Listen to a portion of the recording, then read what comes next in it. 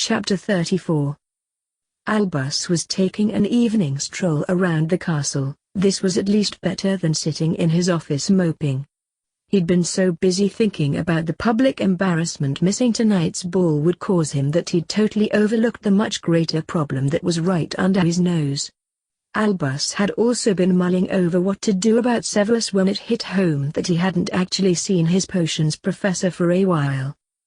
During the summer break, it wasn't uncommon for staff to be missing for weeks at a time, but Severus would usually tell him when he set off on an ingredients gathering trip. As Albus cast his mind back further, the last time he could recall seeing the head of Slytherin was when Severus saw his students off to the Express. This led Albus to do something he would not normally do: enter a professor's accommodation without their permission or knowledge.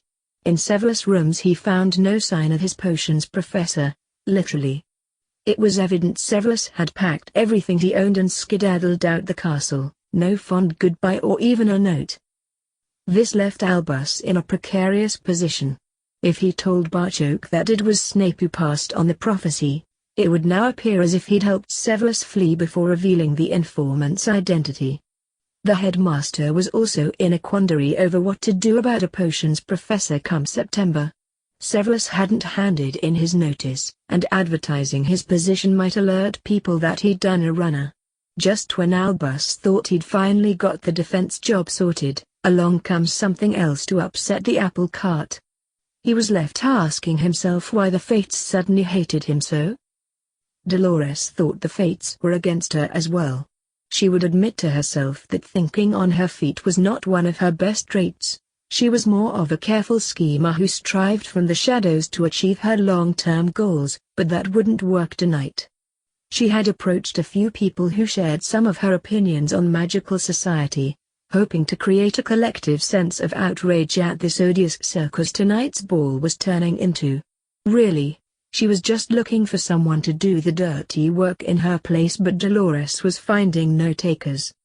The boy cunningly revealing he might one day be the Goblin Ambassador had won him a lot of plaudits tonight. That the Ministry wouldn't then have to deal with a beast was certainly a plus. If the boy decided to forsake them and live as a goblin, the public would tear down whatever government allowed that travesty to happen. Here might be a compromise that was acceptable to all. There was also those who weren't present tonight but whose absence still played a big part in Dolores not finding the support she was looking for.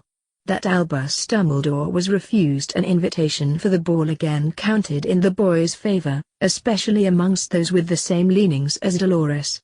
At the back of all their minds too was the omission of the Malfoys, now social pariahs in their community. The fact that their wealth was locked away until the son came of age sent shivers up pureblood spines, and this boy was rumored to be the one responsible for their spectacular fall from grace. No, it would appear Dolores was on her own tonight. Gordon had told her that when he tried to instigate a confrontation with a boy at Hogwarts, this supposed hero had point-blank refused. This led Dolores to believe his extra defense training was because the boy who lived needed it. All she had seen from the boy so far was cutting Dumbledore's wand with a sword, after Black had punched the old fool out and put him on his back. Dolores was confident of winning any confrontation with the brat. It would be the engineering of it that would take all of her skill. A direct attack on the boy would see her lose support, even after she trounced him. Dolores needed to choose her victim carefully, one that would have him rushing to their aid. All his friends were out for the same reason as the brat was. Publicly, she couldn't appear to be a bully that was picking on children. This left Dolores running her eye over the rest of his company. Part of her would really like a go at that Veela creature, but a mature Veela wouldn't need the little boy springing to her aid. It was also known they could transform and throw fireballs at their foes, not something she fancied facing. The more she studied, the more her choice became obvious: the mole bitch who thought she and her mudblood daughter had the right to be here tonight. The problem with her choice was that Amelia Bones and Augusta Longbottom never let her intended target get out of their sight. Dolores was getting desperate, but not desperate enough to tangle with either of those two witches. Emma couldn't hide her delight at dancing with her daughter's boyfriend. "Oh, thank you, Harry, if Arthur had asked me one more stupid question, I swear I would have screamed. If that's the ministry's expert on the general British public, Mr. I collect plugs and batteries too Weasley, then I hate to think how poor his knowledge is on your nation. Electricity, even Augusta knows better than that now. Molly's been staring daggers at her husband all evening, but I think the chance to talk with two live mums is too big of an opportunity for him to pass up. Well, it also gets me away from their daughter staring in my direction all through the meal. The break from Hogwarts must have lowered Hermione's tolerance, she usually can just ignore it. She knew she really shouldn't tease, but Emma couldn't help it. The mother in her had grown very fond of Harry. I noticed the only time she wasn't staring at you was when you looked anywhere near her, then her face was redder than her hair. Do the girls stare often, Harry? They stare at the boy who lived, not me. My friends don't stare because they've taken the time to get to know me, not some myth. Emma had spotted some girls in Florida who'd never heard of Harry Potter but still eyed up this handsome young man. Harry's shoulders were so broad and muscled that they'd had to purchase t-shirts supposedly for ages 15 to 16 to achieve a proper fit. With shorts and trainers completing his outfit, you would never have placed him as just approaching 12. Emma felt those muscles tense as they danced before they sprang into action. She would not have considered herself light as such.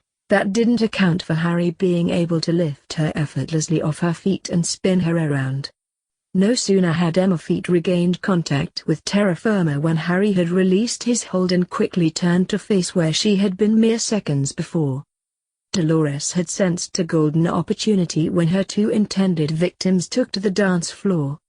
Her original intention was to stick out her foot and trip the bitch before instigating an argument. That was before the green-eyed monster of jealousy saw the angry red mist descend to cloud her judgment.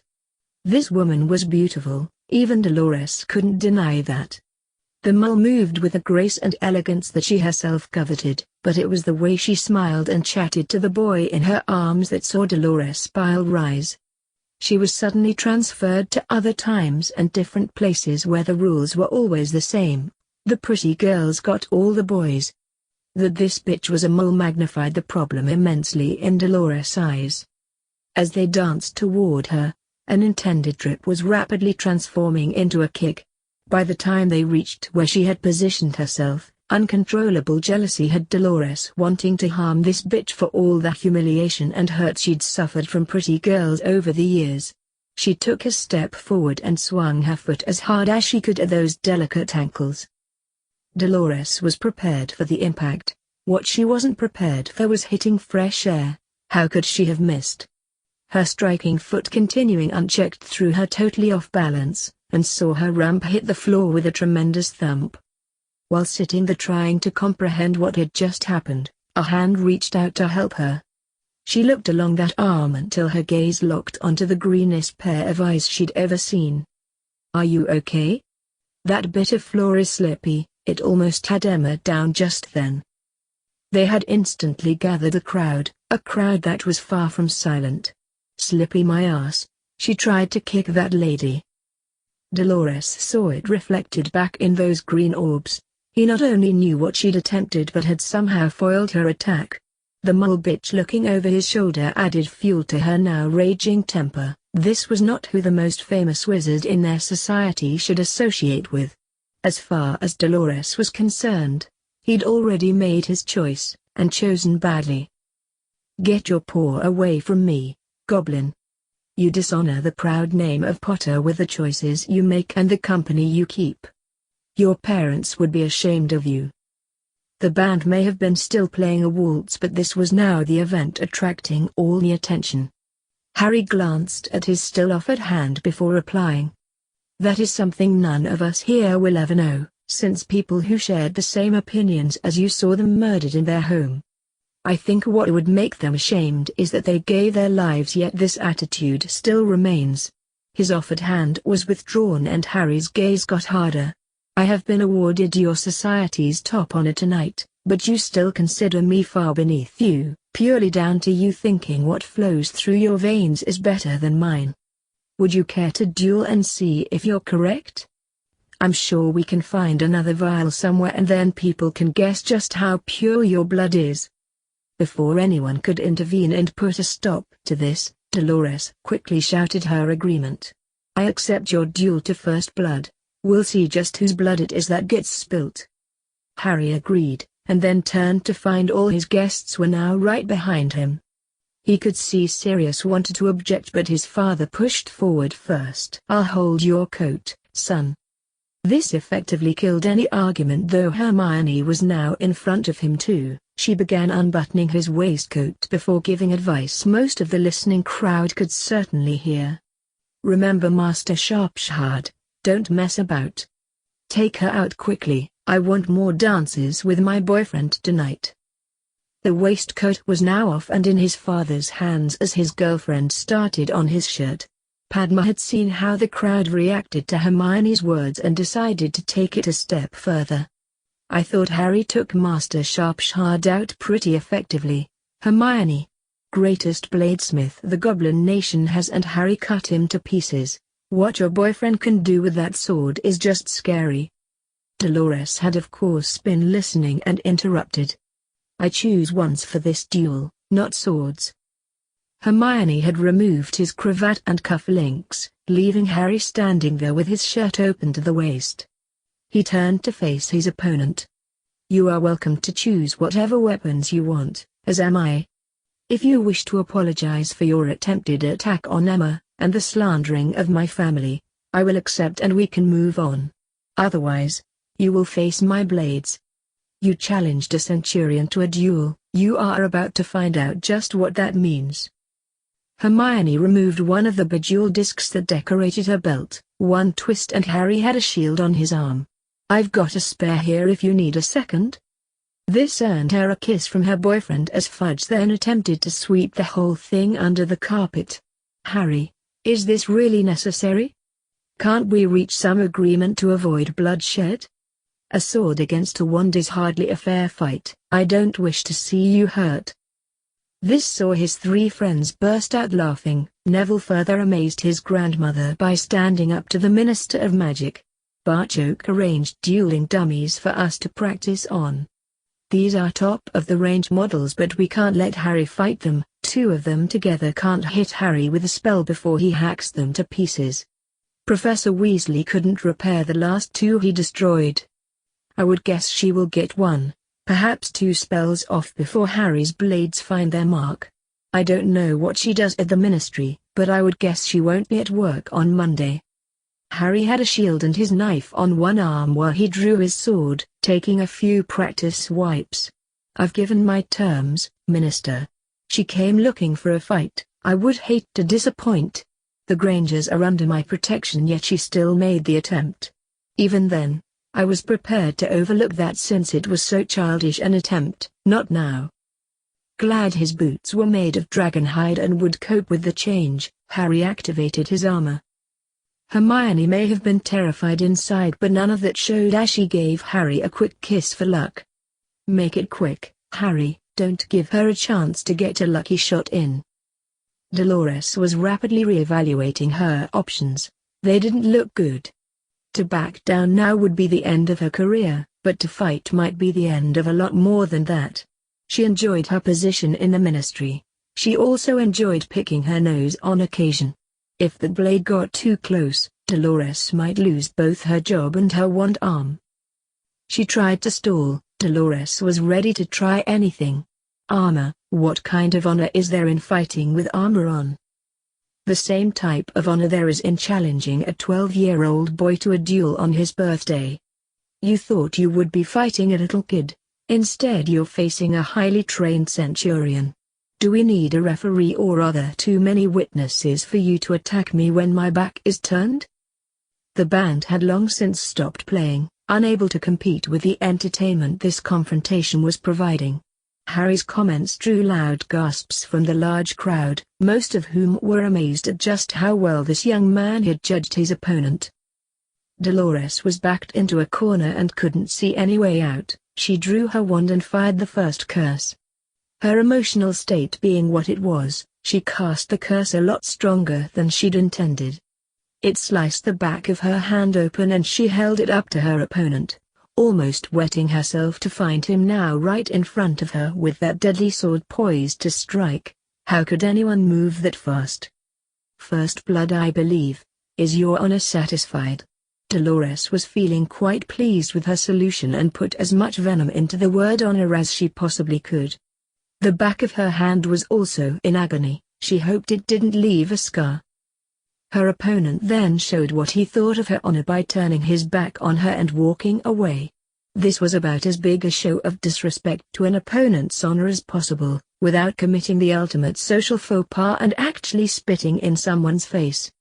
Dolores dearly wanted to raise her wand, but she now had a face full of furious fudge. You will leave here immediately, reporting to my office at 8 o'clock, Monday morning. At that time, you will be reassigned. If you're not there at 8 sharp, I will assume you do not wish to be reassigned and have resigned from the ministry. Dolores left the ball with her head down and leaving a trail of blood behind. Her hand hurt like the devil. It would probably leave a scar too. She was about to be demoted and some toady would take her place on the fast track to success. Dolores knew she was finished in any administration headed by Fudge. What she needed to do now was keep her head down and give people time to forget tonight. Meanwhile, she would be looking about for a challenger to Fudge, and getting in quick before anyone else. This was certainly going to be a long-term project. As long as Fudge had the support of the boy who lived, he would be untouchable as minister. Dolores wasn't forgetting that brat either. He'd just shot straight to the top of her get even with list. This was a very short list since she usually ensured those names that appeared on it soon got what was coming to them. She would have to play this one different. Plotting the death or dismemberment of a national hero was not something that was going to happen overnight. She'd acted in haste tonight and paid the price. Fudge demoting her would see his proposal sail through the Wizengamot. Dolores would get even though she always did. Harry had buttoned his shirt, leaving it open at the neck, and slipped his waistcoat on. After that fiasco, the rest of the night would be informal as far as he was concerned. Hermione was right beside him and he could see her beginning to fret. Both could benefit from a long hug but neither wanted to show weakness here. Harry, your dance card just filled with my name for the rest of the night.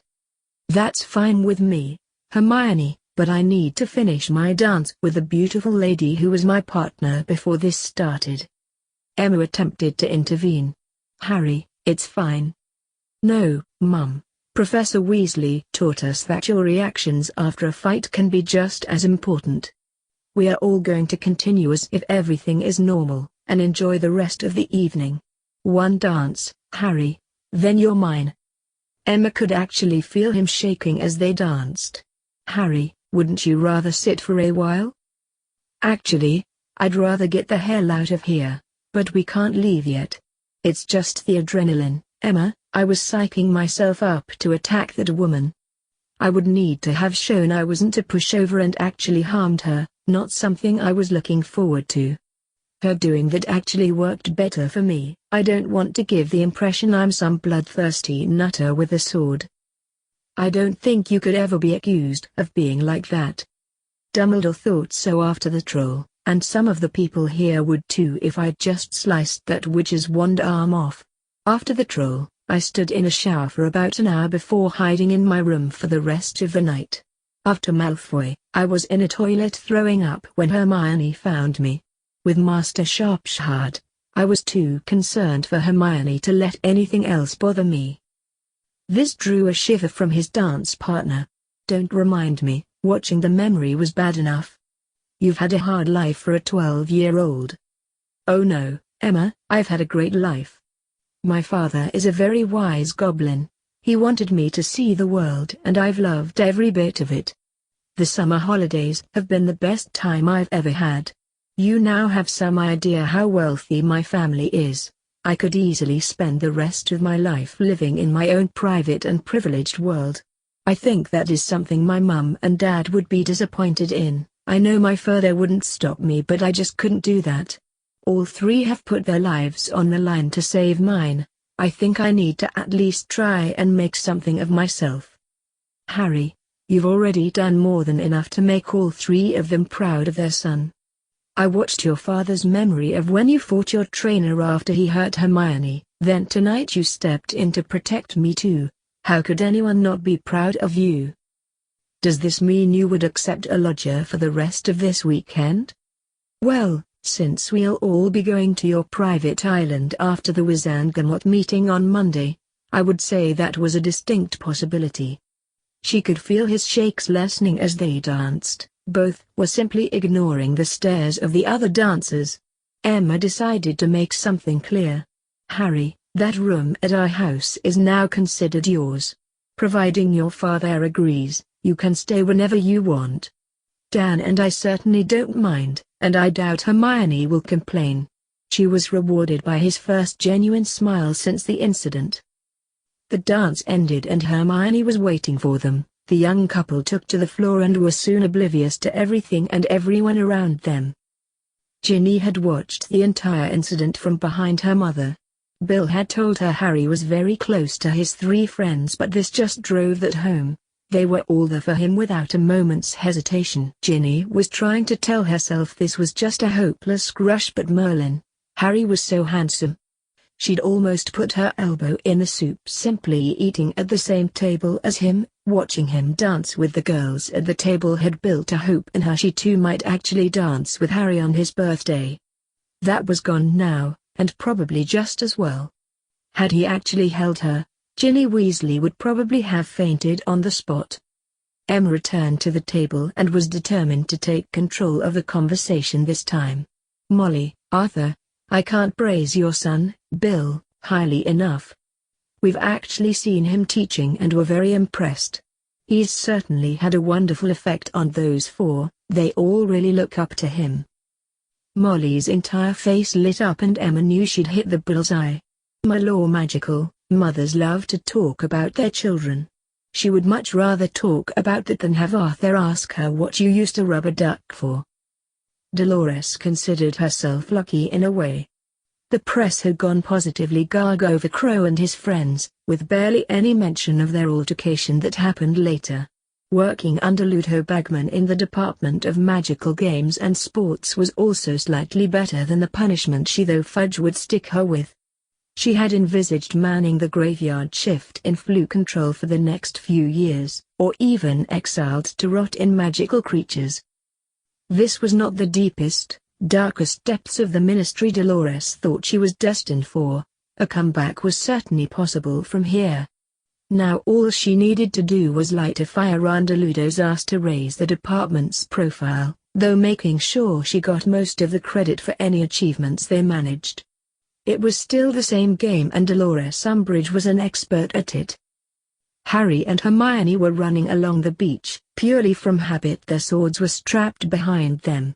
They arrived on the island after the minister's goblin proposal had surfed through the Wizengamot on the wave of positive energy still abounding from Friday's ball. There would be a ceremonial signing of the amended treaty at the end of August with Barchoke taking up his new position then. Dolores Umbridge didn't exactly have many friends, so her demotion wasn't even commented on.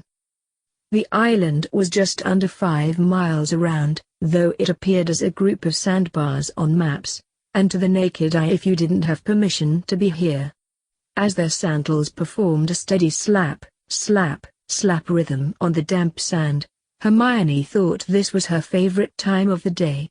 Not because of any love of exercise, though she had come to like that part too. This was the time in every day when it was just her and Harry. They had been exercising practically every morning since just after the troll incident last year. Whether it was running around Crawley, the tunnels under Gringotts or the park outside Grimmauld Place, Hermione thought this had them all beat. She wondered if Harry could get the room at Hogwarts to recreate this. Now, wouldn't that be something to get her out of the warm bed on a cold winter's morning in the castle? This made her smile, knowing that the mere thought that the young man currently running beside her would be waiting downstairs was all the motivation Hermione Granger would ever need. It probably appeared strange to outsiders how much she depended upon Harry, how much they relied on each other, To them it just felt so natural. She entered King's Cross Station without a friend in the world, and left the express knowing she'd just made the best one either would ever find. Some might also question how quiet Harry could be, but not anyone who really knew him. Before she left for Hogwarts, her mother had given her the boy talk, but none of that applied to Harry. Yes, he certainly struggled sometimes putting his feelings into words. She was sure though that was more to do with being raised as a goblin than any question of immaturity. Harry didn't need words with her. Every time he hugged her or when Hermione looked into those green eyes, those actions spoke volumes to her. That they'd fallen asleep in each other's arms after the ball was somewhat expected. Waking up still and covered with a quilt showed the enormous trust both sets of parents placed on them, something neither had any intention of breaking. Just being with Harry meant this would have easily have been the best summer of her life. That they had seen and done some amazing things together was just the cherry on top. They could see the beach chalets up ahead, meaning they were near the end of their run. Hermione reached out and took Harry's arm as both of them then slowed to a walk. "I've been practicing with my bracelet since your father blood bonded it to me." This drew a wide smile from her boyfriend. "None of us actually thought you would wait until we were back at Hogwarts. How is the practice going?" Trying not to blush at how well he knew her, Hermione thought a demonstration would be the best way to show Harry. Her bracelet expanded up her arm and wrapped around her shoulder, slipping partially under the sports bra she was wearing. "Hermione, that's fantastic.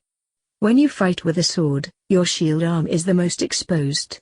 If we can get that shield expanded over your torso, you will be almost as protected as me."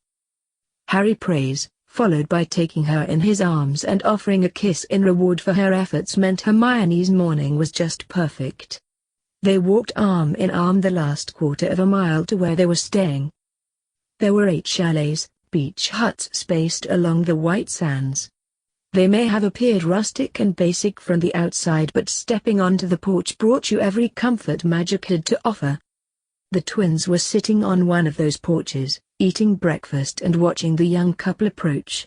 Parvati's eyeballs nearly joined the cereal in her bowl at the sight of Harry in just a pair of shorts. Oh Merlin, how does Hermione resist throwing Harry to the sand and snogging him senseless? Padma just couldn't help but tease her sister. Who says she does resist? This is a big island, they're hardly likely to do it outside their parents' porches. Seeing she was falling for this, Padma changed tactics. There couldn't be the slightest hint of misunderstanding here.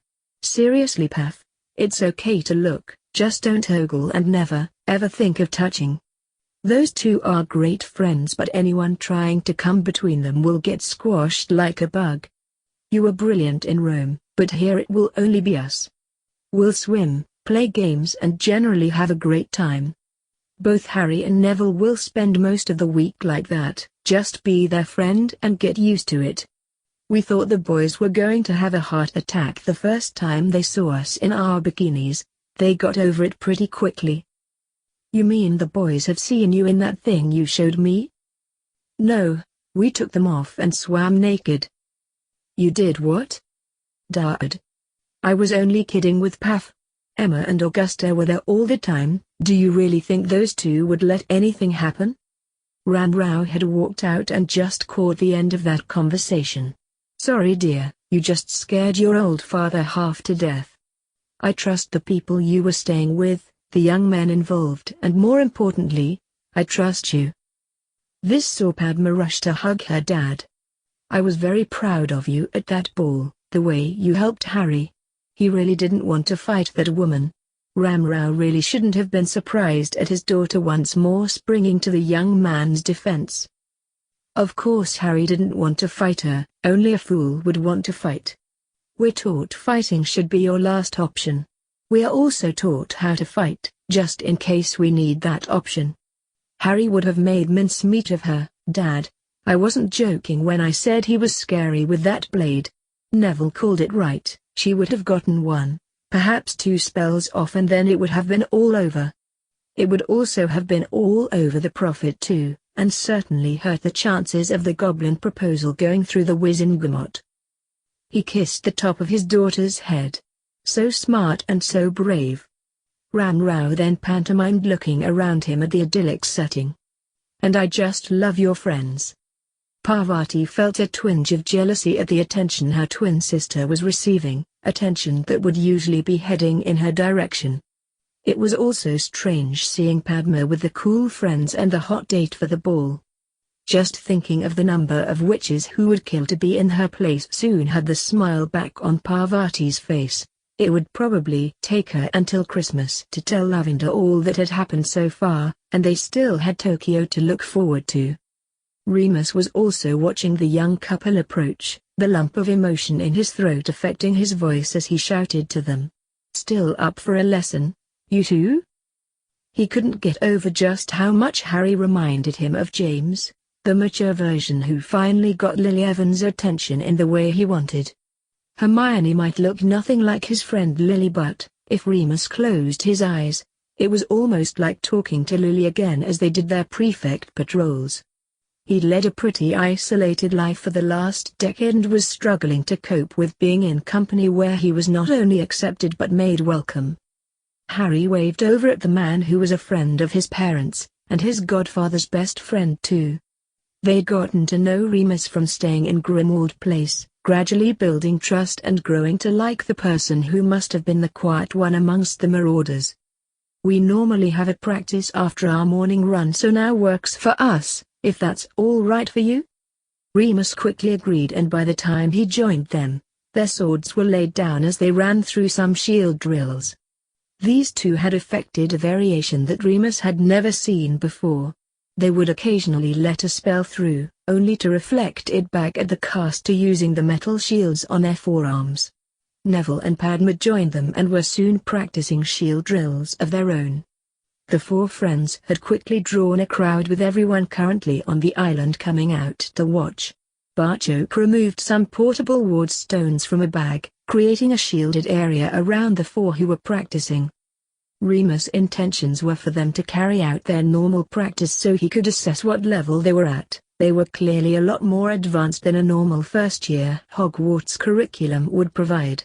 When they finished practicing, they switched to duels, with the three going after Harry.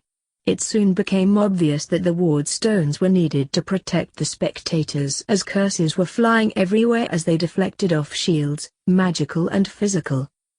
The trio were working well together, trying to outflank Harry while keeping him busy defending himself from very accurately cast curses. Harry though had a trick up his sleeve and created a powerful blast of air. Normally this would be worse than useless, normally they didn't fight on a beach. Neville and Padma were soon out the fight, sand in their eyes left them sitting ducks to be picked off. Hermione had used her metal shield to protect her eyes but now knew she was outmatched. With Padma and Neville blinded from the sand, even reviving them wouldn't help. She was still figuring out what to do when her boyfriend clipped her with a stunner. She came back round, hearing Padma's voice. "Have I told you I hate you today, Harry? If not, consider it done." That sand went bloody everywhere. Neville's answer to that problem was to strip off his shirt and dive into the sea, creating another problem as three young witches were left practically drooling at the two boys on display. Harry was helping a groaning Hermione into a sitting position. "You did well." "I did not. That was a brilliant use of our environment as a weapon. I'm still taking too long to make my mind up about what I'm going to do. In a real fight, I won't have 5 minutes to think over what action to take." "Don't be too hard on yourself, Hermione." The last word was shouted in shock as a wave leapt from the sea and soaked both of them. He'd been concentrating on cheering up Hermione and missed what her wand was doing. They were soon rolling in the sand, soaking wet and roaring with laughter. Both marauders were also wearing wide grins at the prank, but the morning entertainment wasn't over just yet. Barchok removed 2 dueling dummies from his bag and brought them to full size. "I know some of you were very worried at the ball the other night. You may have noticed neither I nor his 3 dueling partners had any concerns on the matter. This was not bravado, we just know Harry's abilities. He would need to have done something really stupid to be in any danger, and Hermione had him focused totally on the task in hand. "I'm hoping we could have a little demonstration here this morning, Harry?" He pulled Hermione to her feet, getting a kiss for luck before going over to collect his sword. With this amount of people here, he wasn't going to be able to cast with his sword, but Harry should still be able to manage. Even with this handicap, a golden Harry had destroyed both dummies in under 10 seconds. Amelia had probably more experience with fighting than anyone there. Her knees went weak at what she'd just witnessed. She sat on the beach before her legs actually gave way.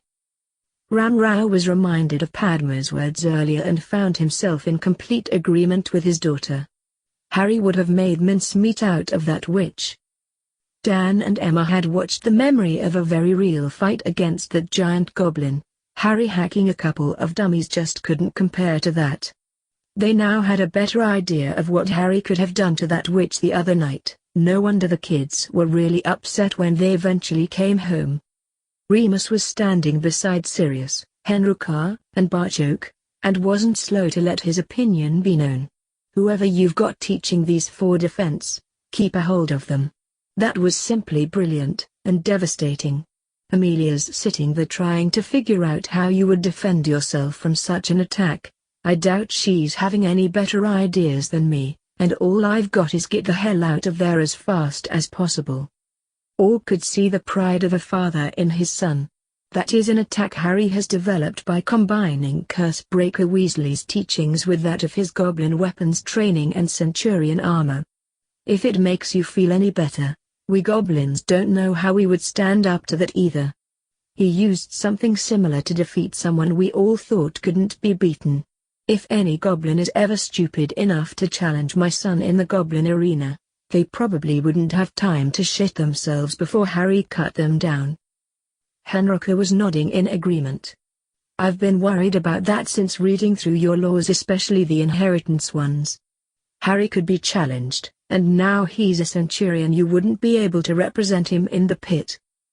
It has been a worry of mine for a few years, how Harry would cope if I couldn't represent him. I'm not worried anymore. I don't want to say too much here, but Harry was actually holding back there." Remus glanced towards Sirius for confirmation of that ridiculous remark, only to get a nod that left him with only a one-word answer. "Shit." Augusta had been concentrating on something else this morning, watching as her grandson threw magic around with accuracy and ease. She also hadn't missed the reaction of the three young witches when Neville stripped off his shirt. For the first time in many years, Augusta saw a bright future for the House of Longbottom. She was in a very happy frame of mind when Barchoke approached her, removing a book with a plain brown cover. "This will give you something to read while our charges tire themselves out having fun on the beach. It's a preprint copy of a book that won't be available until the 1st of September. All I ask is that you keep it quiet until then. I have a copy for Amelia too, so you can talk to her about it, and I will answer any questions either of you have." As the little goblin walked toward Amelia, it was an intrigued Augusta who opened the book, only to find herself involuntarily sitting down onto the sand as the title hit home. The Life and Lies of Albus Dumbledore. Harry raced into his room, a shower, change of shorts and then breakfast with Hermione the only things on his mind. He didn't know he had a visitor, and one who appeared really excited to see him. "Harry Potter," said the creature in a high-pitched voice. "So long has Dobby wanted to meet you, sir. Such an honor it is." I'm glad you enjoyed that video/gameplay. Just remember to hit that like button, subscribe to the channel, and leave a comment down below. Until next time, goodbye!